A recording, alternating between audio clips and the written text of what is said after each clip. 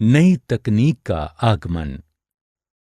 जब श्वेत प्रवासी मध्य पश्चिमी घास के मैदानों यानी प्रेयरी में पहुंचे तो पूर्वी तट पर उपयोग में आने वाले साधारण हल बेकार साबित हुए। यहाँ के मैदान घनी यानी प्रेयरी घास से ढके थे, जिनकी जड़ें बहुत और गहरी होती थीं।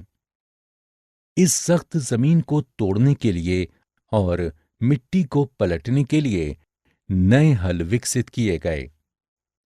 पहली मशीनी कटाई मशीन का आविष्कार 1831 में किया गया था। नई मशीनें बड़े किसानों के लिए उपयोगी थीं।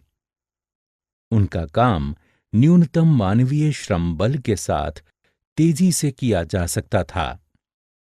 उत्पादन में वृद्धि हुई, जिसका अर्थ था बड़ा मुनाफा। गरीब लोगों का क्या हुआ? गरीब किसानों के लिए ये मशीनें बर्बादी बनकर आईं।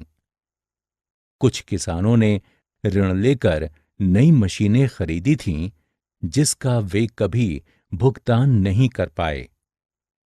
उन्होंने वैकल्पिक नौकरियों की तलाश करने के लिए कृषि छोड़ दी।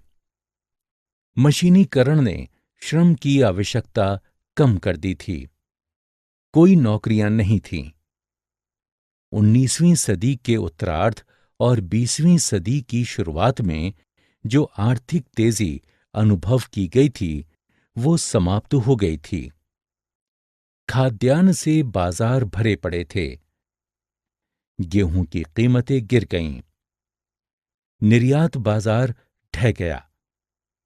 1930 की महान कृषि मंदी की पृष्ठभूमि में यही परिस्थितियां काम कर रही थीं। रेत का कटोरा। संयुक्त राज्य अमेरिका के अति उत्साही प्रवासियों ने गेहूं के खेत बनाने के लिए विशाल भूखंडों को घास की परतों से विहीन कर दिया।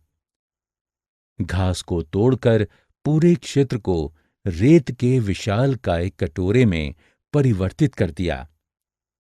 इस क्षेत्र की परिस्थिति संकट में पड़ गई। सामान्य तूफानों ने काले भयावह तूफानों का रूप ले लिया। 1930 के दशक से प्रारंभ के पश्चात से वर्षा ही नहीं हुई थी। इन दोनों का संयुक्त प्रभाव दक्षिणी मैदानों में भयावह धूल के तूफानों का कारण बना।